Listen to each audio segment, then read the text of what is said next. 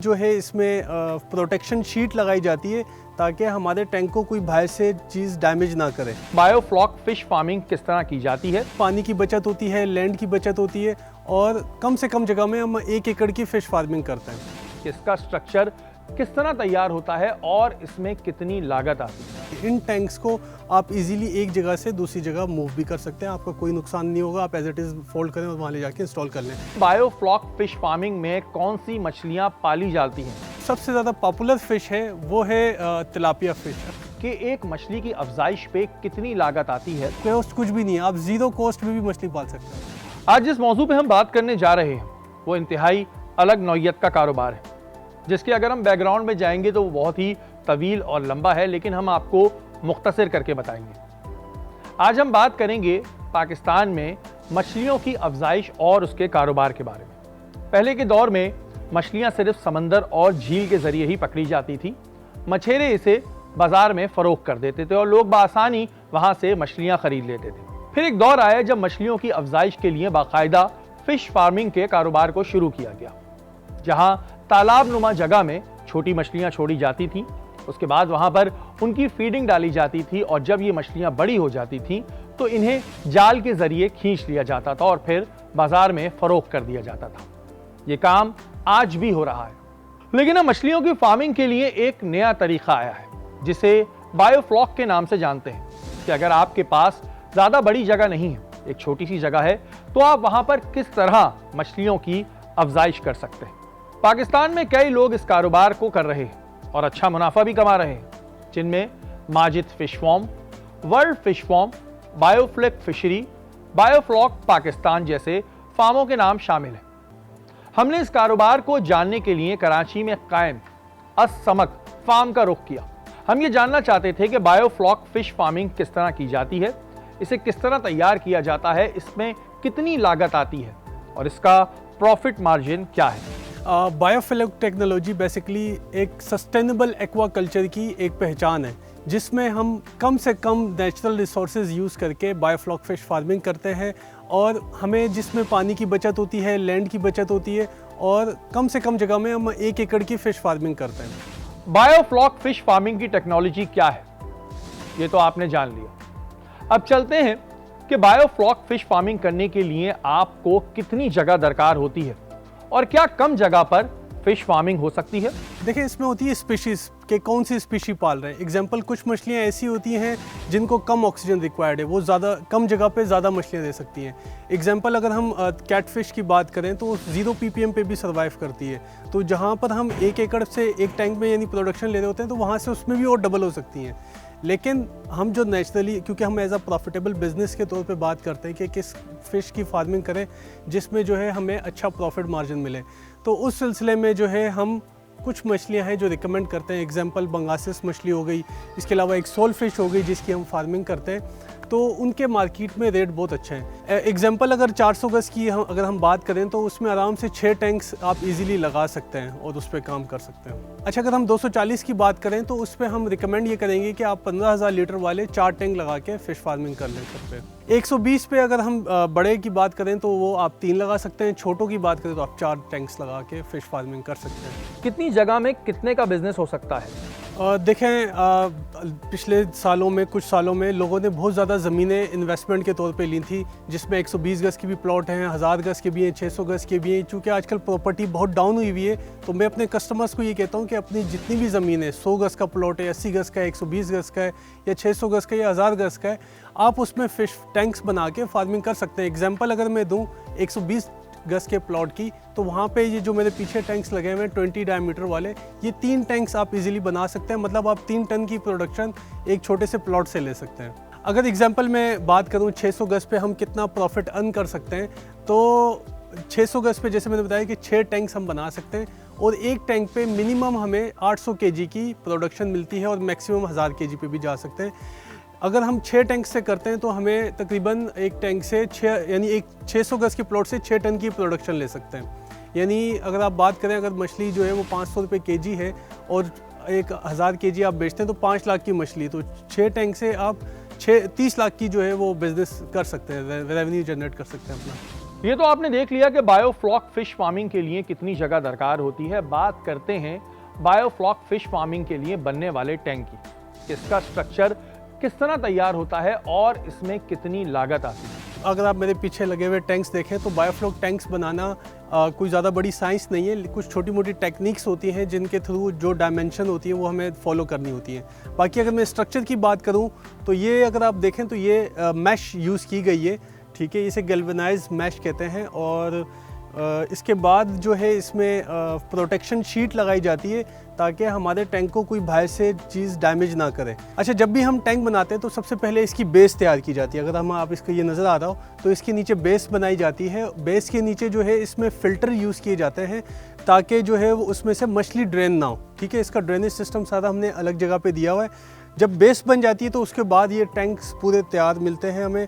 और इसको जो है हम ये जाल जो है ये पहले लगाते हैं, फिर उसके बाद प्रोटेक्शन शीट लगाते हैं, फिर इसके बाद इसकी तारपुलीन यूज़ की जाती है, फिर उसके बाद इसमें एरिएशन का सिस्टम लगाया जाता है। एरिएशन के सिस्टम के बाद इसमें जो है वो एरिएशन को कंट्रोल करने के लिए हेडर यूज़ किया जाता है ताकि अगर कहीं पे ऑक्सीजन बहुत ज़्यादा आ रही हो या कम आ रही हो तो इसको हम यहाँ से कंट्रोल कर सकें। अगर हम स्पीशीज़ की बात करें कि अगर फॉर एग्जांपल अगर हम तिलापिया की फार्मिंग करते हैं तो उसको 5 ppm ऑक्सीजन रिक्वायर्ड होती है। अगर हम बंगासिस की बात करें तो उसको 2 ppm ऑक्सीजन रिक्वायर्ड होती है। अगर हम श्रिम्प्स की बात करें तो उसको 8 ppm ऑक्सीजन रिक्वायर्ड होती है। तो हर मछली के हिसाब से हमें एरिएशन को कंट्रोल करना होता है, जिसकी वजह से बायोफ्लॉक क्रिएट होता है और फिश को एक हेल्दी इन्वायरमेंट मिलता है। अच्छा, जब भी हम टैंक्स बनाते हैं तो लोग सवाल पूछते हैं कि भाई बारिशों में तो ये खुले हैं, इसमें तो बारिश पड़ती रहेगी तो ये जो है यहाँ से ओवरफ्लो होगा तो मछली भी गिरेगी।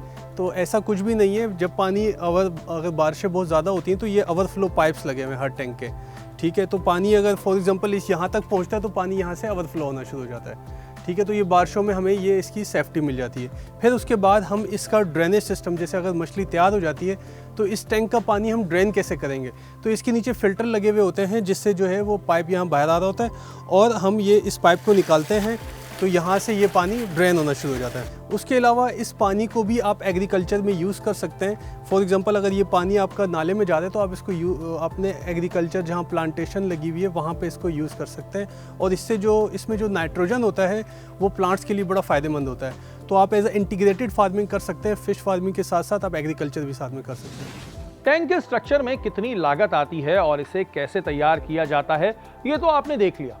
अब चलते हैं दूसरे मरहले की जानिब कि टैंक के साथ एक शीट भी लगती है और शीट के लगने के बाद ही टैंक में पानी भरा जाता है। ये शीट कितने की होती है, इसे लगाने का तरीकाकार क्या है और क्या इसमें अलग अलग इकसाम की भी शीट आती हैं? अच्छा, ये जो अगर हम बात करें इस पीवीसी कोटेड तारपुलीन की तो ये बेसिकली होती है फूड ग्रेड क्वालिटी की, क्योंकि इसमें हम ज़ीरो वाटर एक्सचेंज की बात करते हैं क्योंकि हमें इसमें पानी बार बार चेंज नहीं करना पड़ता। तो हम ऐसे टैंक्स बनाते हैं जिससे कोई हार्मफुल डिजीज़ ना निकले। अक्सर लोग क्या करते हैं वो सस्ते के चक्कर में सिमेंटेड टैंक बनाते हैं, कोई आरसीसी टैंक बना रहा होता है। तो एक तो वो कॉस्टिंग बहुत ज़्यादा होती है, प्लस ये कि उसको एक जगह से दूसरी जगह हम मूव नहीं कर सकते। इन टैंक्स को आप इजीली एक जगह से दूसरी जगह मूव भी कर सकते हैं, आपका कोई नुकसान नहीं होगा। आप एज इट इज़ फोल्ड करें और वहाँ ले जाके इंस्टॉल कर लें। अगर हम इसकी डिटेल की बात करें कि ये कौन सी प्रोडक्ट है, क्या क्वालिटी है, इसमें जो है ना GSM यूज़ किया जाता है कि ग्राम स्क्वायर मीटर, ठीक है। तो ये होती है 550 GSM की तारपुलीन है जो यूज़ की जाती है इस टैंक में। अगर हम ये 35,000 लीटर की सिर्फ शीट की बात करें तो तकरीबन 70-80 हज़ार रुपये की इसकी कॉस्टिंग थी कोई आज से 1 साल पहले। अब मुझे नहीं पता रिसेंटली क्या है, लेकिन इतने तक की हमने ये ली। जो लोकली मिलती है वो मतलब वो फूड ग्रेड क्वालिटी की नहीं होती, वो कचरे की प्लास्टिक से बनी हुई होती है। ये तकरीबन 20x20 का टैंक है जिसकी कॉस्ट तकरीबन ये तारपुलीन की 80,000 तक की है। बायोफ्लॉक फिश फार्मिंग के लिए ऑक्सीजन का सिस्टम कितने का लगता है? ये देखें, ये जितना भी इसका सामान है वो टोटली इम्पोर्टेड होता है। लोकली कोई चीज़ यहाँ पे अवेलेबल नहीं है, हर चीज़ हमें इंपोर्ट करानी पड़ती है। अगर हम लोकल भी कुछ मिलती हैं, लेकिन चूंकि हमें 24 आवर मोटर्स चलानी होती हैं तो लोकल पे हम रिलाई नहीं कर सकते। लोकल जो है ना हर 2-3 महीने बाद वो ख़राब हो जाती है। देखें, अगर हम लोकल की बात करें तो लोकल जो है वो मिनिमम 30,000 की भी है, 32,000 की भी। अगर हम इम्पोर्टेड की बात करें तो वो 48,000 से स्टार्ट होती है। अब चलते हैं सबसे अहम चीज़ की जानिब, पानी। जाहिर सी बात है मछलियाँ पानी के बगैर नहीं रह सकती। बायोफ्लॉक फिश फार्मिंग में कौन सा पानी इस्तेमाल किया जाता है और क्या खारे पानी के जरिए बायोफ्लॉक फिश फार्मिंग हो सकती है? और सबसे अहम चीज़ ये कि इस पानी को किस तरह सर्कुलेट किया जाता है। बायोफ्लॉक फिश फार्मिंग में आप बोरिंग का भी पानी यूज़ कर सकते हैं, लाइन का भी पानी यूज़ कर सकते हैं। कोई भी पानी आप यूज़ कर सकते हैं। बोरिंग के पानी का TDS थोड़ा सा ज़्यादा होता है, लेकिन हर मछली का सर्वाइवल रेट होता है। कुछ मछलियाँ जो है ना वो कम TDS पे सर्वाइव करती हैं, कुछ मछलियाँ ज़्यादा TDS पे सर्वाइव करती हैं। ये डिपेंड करता है कि कौन सी लोकेशन है, कितना TDS का पानी है, उसके बाद स्पीशी रिकमेंड की जाती है कि अब ये वाली आप मछली पालें। तो ये हम टोटली जो आप फार्मिंग देख रहे हैं यहाँ बोरिंग के पानी में ही हो रही है। पानी को सर्कुलेट करने के लिए बायोफ्लॉक फिश फार्मिंग में किस टेक्नोलॉजी का इस्तेमाल किया जाता है? अच्छा देखें, इसमें हमें पानी को इस तरह सर्कुलेट नहीं किया जाता, हमें ऐसे सर्कुलेट करना होता है पानी को। अगर आप ये मेरे पीछे देखें तो ये टैंक में ऑक्सीजन चल रही है जो बेसमेंट में, टैंक के बेस में लगी हुई है, और बेस से जो है ना पानी ऊपर जाता है और फिर नीचे जाता है, ऊपर जाता है नीचे जाता है। तो इस तरह इसकी सर्कुलेशन चाहिए। बायोफ्लॉक फिश फार्मिंग की मछली की मूवमेंट कम होती है, तो क्या वो आम मछलियों के मुकाबले में कमज़ोर होती है? नहीं, ऐसा कुछ भी नहीं है। जो हमारी फ़िश फार्मिंग है इसमें अगर आप देखें टैंक तो ये सारे गोल बने हुए हैं। ये गोल क्यों बनाए हुए हैं? आपके जहन में आता है कि ये गोल क्यों है? गोल इसीलिए बनाए गए हैं कि इसमें मछली जो है ना वो शूट से भागती है। अच्छा, अगर हम फॉर एग्जांपल स्क्वायर शेप के टैंक्स बनाएं तो स्क्वायर शेप में ये होता है कि मछली जैसे ही शूट करेगी तो आगे टकरा जाएगी, लेकिन गोल टैंक्स में ये होता है कि मछली सर्कुलेट करती रहती है, इसको कोई किनारा नहीं मिलता, जिससे इसकी जो है वो ग्रोथ भी अच्छी आती है और ये कुदरती तौर पे भागती भी रहती है। नहीं, ये तो देखें, अगर हम बात करें जो ट्रेडिशनल तरीका, जो कन्वेंशनल तरीका है, वो एक बिल्कुल अलग वे। ये जो है ये बिल्कुल अलग वे। इसमें मछली बहुत ज़्यादा ताकतवर होती है, इसका मीट जो इसमें तैयार होता है वो बिल्कुल वाइट मीट होता है। अगर हम जो पुराना तरीका है जिसे कन्वेंशनल फार्मिंग कहते हैं, उसमें अगर हम इसकी फार्मिंग करते हैं तो इसका मीट रेड हो जाता है, लेकिन जब हम बायोफ्लॉक के अंदर करते हैं तो इसका मीट वाइट ही रहता है। कहने को सिर्फ एक पानी है, लेकिन आपका पूरा कारोबार ही इसी पे टिका हुआ है। आप इसके बगैर कारोबार नहीं कर सकते। यहाँ हमने इनसे कुछ अवामी सवालात भी किए ताकि अवाम की कंफ्यूजन दूर हो सके। अब चलते हैं बायोफ्लॉक फिश फार्मिंग में कौन सी मछलियाँ पाली जाती हैं और आखिर वो मिलेंगी कहाँ से? अच्छा, बायोफ्लॉक फ़िश फार्मिंग में जो सबसे ज़्यादा पॉपुलर फ़िश है वो है तिलापिया फ़िश। अगर हम वर्ल्ड की बात करें तो सबसे ज़्यादा फार्मिंग की जाने वाली फ़िश है वो तिलापिया। अगर हम सऊदीया, ओमान, कतर, गल्फ़ कंट्रीज़ की जितने की भी बात करते हैं तो सबसे ज़्यादा वो की जाती है। रीज़न ये है कि उसका एक तो सीड जो है वो साल के 12 महीने अवेलेबल होता है, ठीक है। एक तो वो बच्चे बहुत ज़्यादा देती है जिसकी वजह से फार्मर को आसानी होती है बच्चा डाल के उसको बड़ा करने के लिए।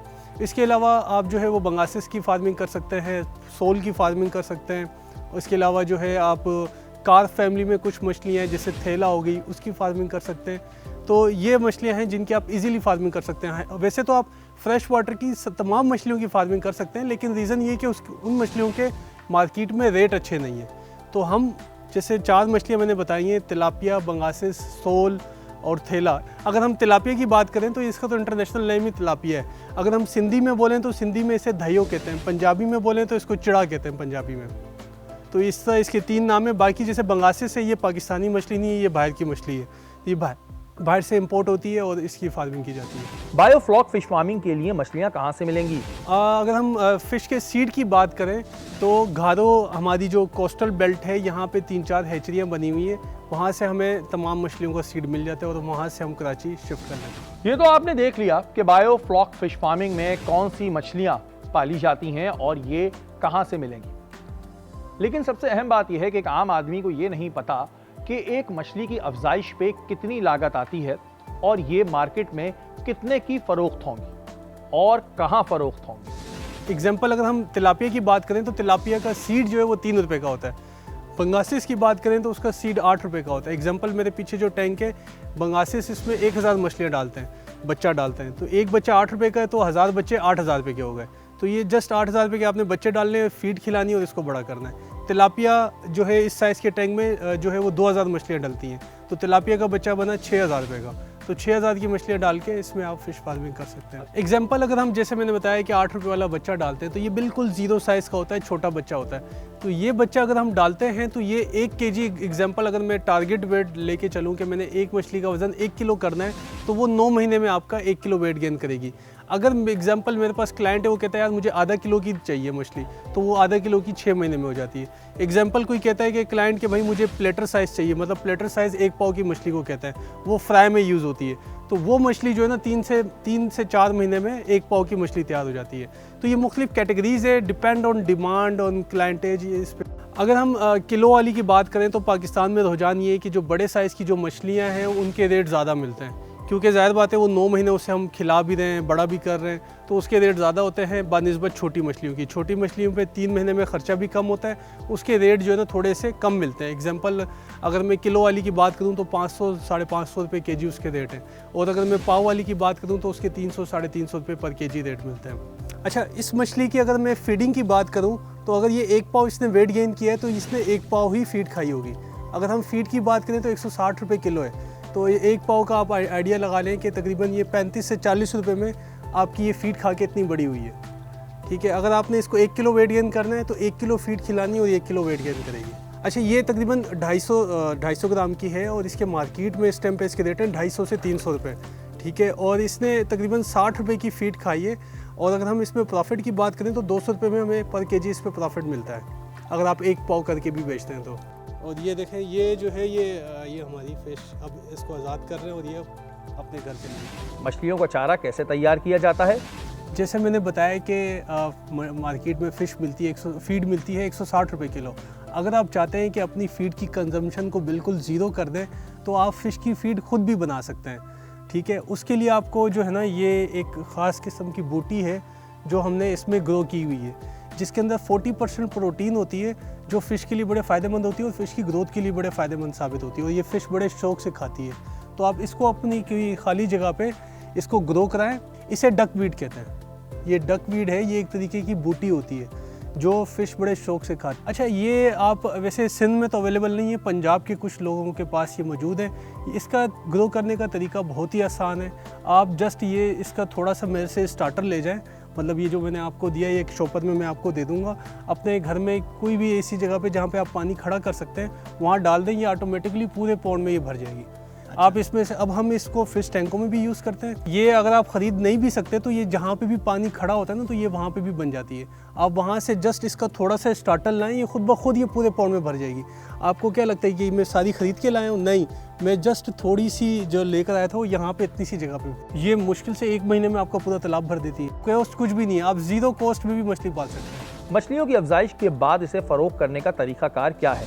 अच्छा देखें, फ़िश बेचने के लिए आपको मंडी नहीं जाना पड़ेगा। अगर आपने मंडी में बता दिया कि मेरे पास 6 टन या 7 टन का माल तैयार है, तो जो ख़रीदार है वो ख़ुद आपके घर आएंगे, गाड़ी लेके, अपना वेट स्केल लेके, सब चीज़ें लेकर आएंगे, आपको उसी टाइम कैश पेमेंट देंगे और माल लेके चले जाएंगे। देखें, हमारी कराची में जो सबसे बड़ी मंडी है कराची फ़िश हार्बर है, दूसरे नंबर पे गुलशन हदीद की मंडी है। तो ये 2 बड़ी मंडियां हैं जहाँ पे इर्द गिर्द जो है कंपनी वाले भी बैठे हुए हैं, एक्सपोर्टर्स भी बैठे हुए हैं, और लोकल ख़रीदार भी वहीं पर ही जाते हैं ख़रीदने के लिए। जो मार्केट रेट होता है, जैसे मार्केट में ना हर यूनियन जो है वहाँ पे यूनियंस होती हैं जो हर फार्मर के सपोर्ट के लिए खड़ी होती हैं, जो एक रेट डिसाइड करती हैं। एग्जांपल, यूनियन ने रेट निकाला, मछली आज जो है 550 रुपये किलो बिकेगी, तो जो फार्मर है वो कोई ख़रीदार उससे 550 से कम में नहीं ख़रीदेगा, वो 550 में ही ख़रीदेगा।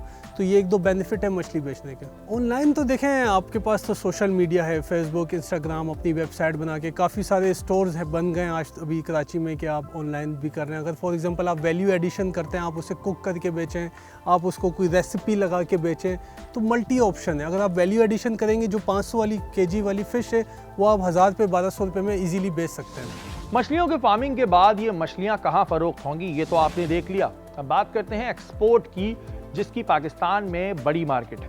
क्या ये मछलियाँ एक्सपोर्ट की जा सकती हैं? और अगर ये मछलियाँ एक्सपोर्ट की जा सकती हैं तो उसका तरीक़ेकार क्या है?